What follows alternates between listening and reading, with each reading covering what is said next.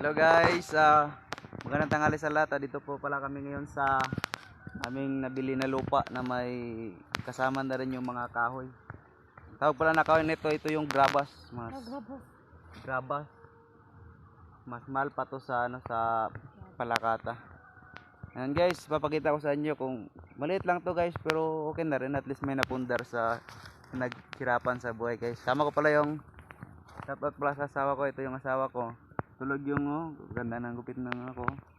Yung baby ko tulog. Yan. Yan.